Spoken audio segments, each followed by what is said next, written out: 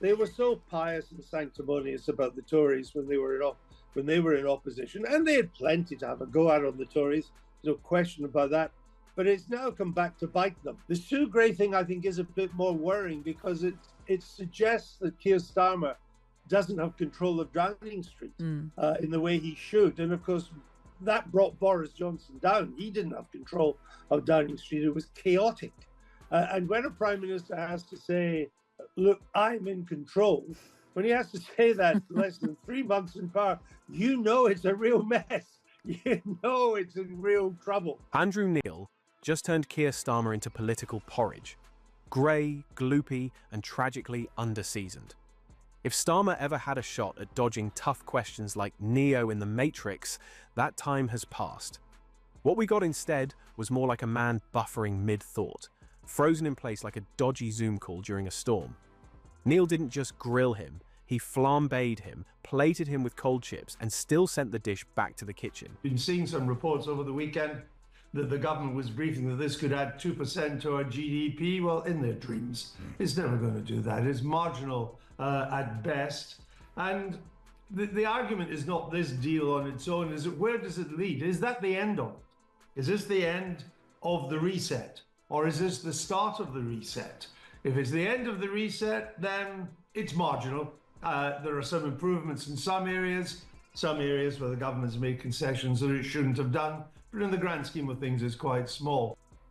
If you've ever endured a conversation where someone talks for 10 straight minutes but somehow says absolutely nothing, then congratulations. You've experienced Keir Starmer in full flow. The man's charisma falls somewhere between a damp paper towel and a malfunctioning toaster. And just when you thought things couldn't get any more flavourless, along comes Andrew Neil, a political pit bull with a Rolodex of receipts and a glare that could break granite, to slice clean through Starmer's pre-rehearsed nonsense like a sushi chef on a sugar crash.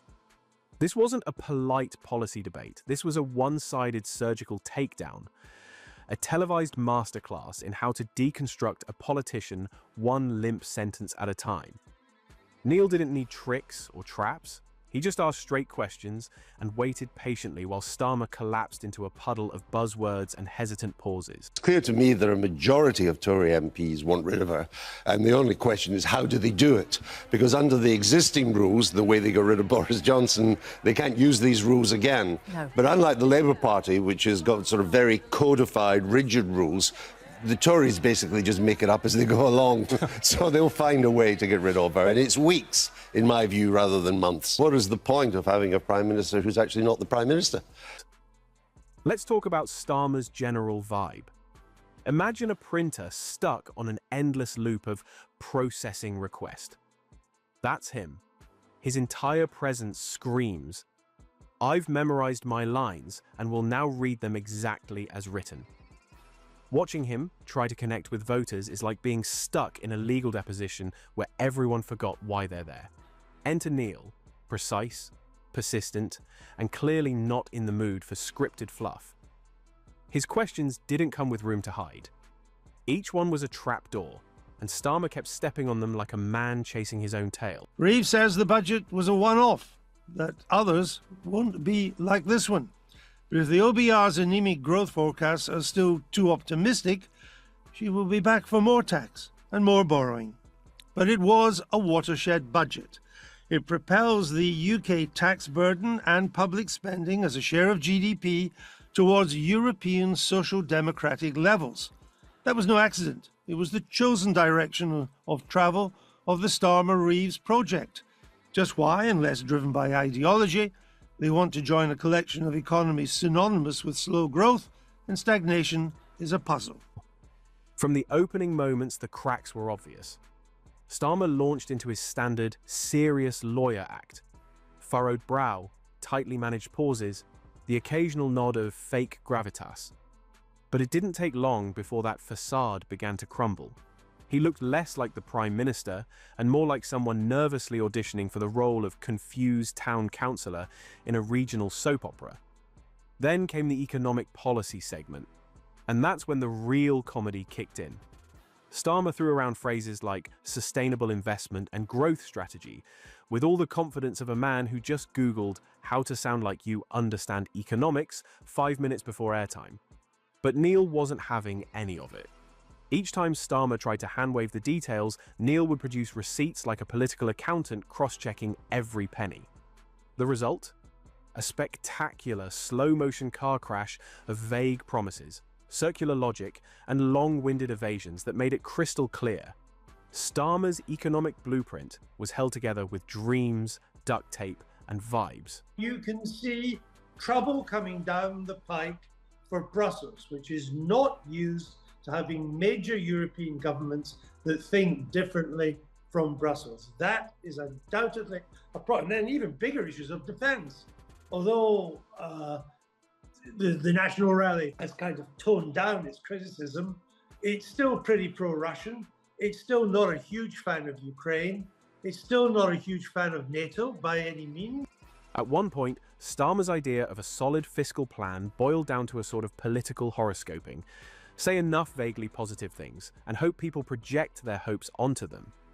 It was like listening to someone describe a utopia where everything just works out if you believe hard enough. Except Starmer forgot to mention who's funding it, what it looks like, or whether it exists in this reality. Honestly, it felt like he was trying to balance the budget with a vision board and a scented candle. Neil naturally saw through the fog like a lighthouse in a storm. His fact checks weren't gentle corrections.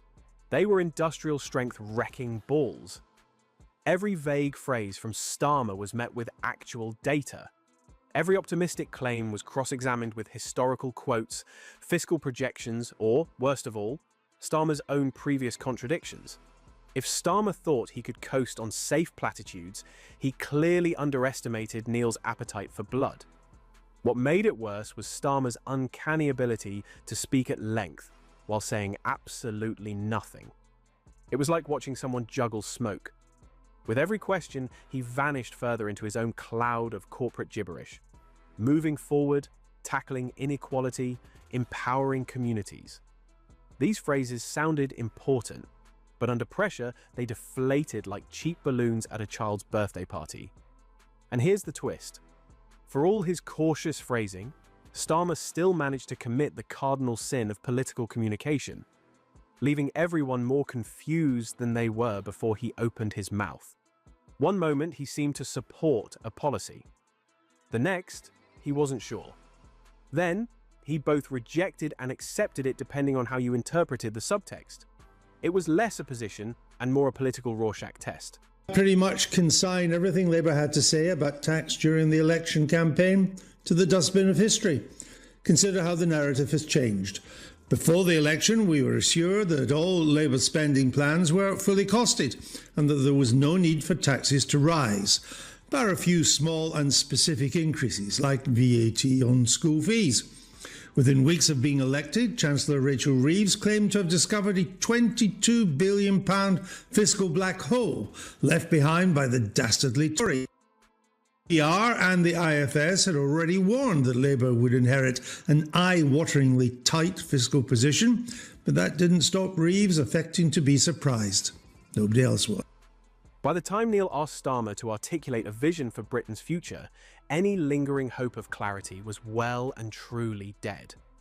Starmer attempted to paint a picture, but all we got was an uninspired sketch in grayscale. The vision was so fogged up, it needed windscreen wipers. It was like watching someone describe a movie they half-watched while scrolling on their phone. No bold ideas, no edge, just recycled talking points served lukewarm and without garnish. Meanwhile, Neil's facial expressions were a study in restrained disbelief. Equal parts pity and please stop. The look you give when someone's confidently explaining how planes work using vibes and paper clips. You could practically hear the nation's collective cringe. And if Neil's side-eye didn't do it for you, social media certainly did. The memes were instant and brutal. Starmer as a spinning loading wheel. Starmer as a Wi-Fi signal stuck on one bar. One viral post dubbed him Sir Buffering of Nowhere. Another showed a stock photo of a man staring blankly into space with the caption, when you're trying to remember your policy details, but the teleprompter freezes. The hashtag Starmer buffering trended for hours.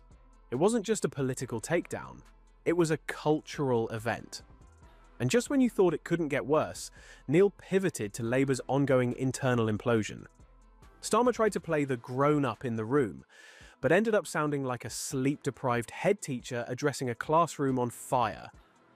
Neil grilled him on scandals, party infighting, and ideological U-turns like he was reading from the minutes of Labour's last group therapy session.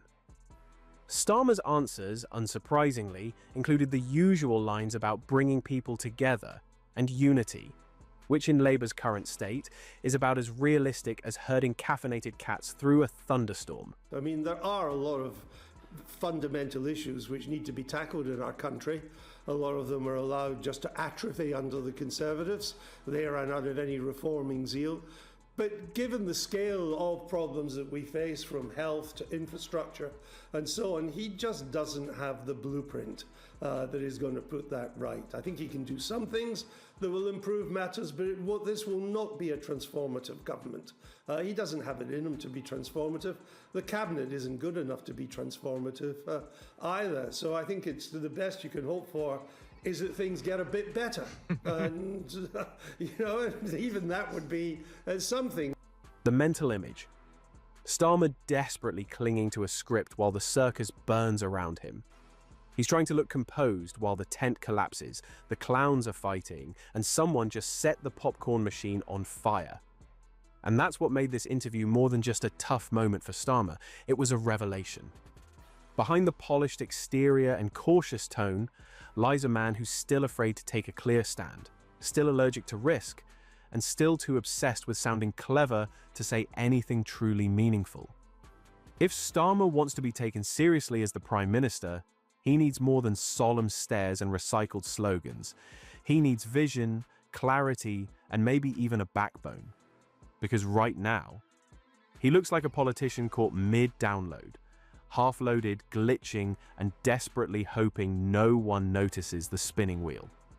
And Andrew Neil, he didn't just expose the weakness, he redefined it. This was a political demolition job, the kind of televised evisceration that becomes required viewing in journalism classes. Starmer may walk away from this interview still technically standing, but his credibility, that's somewhere under Neil's boot, flattened and flickering like a dying router.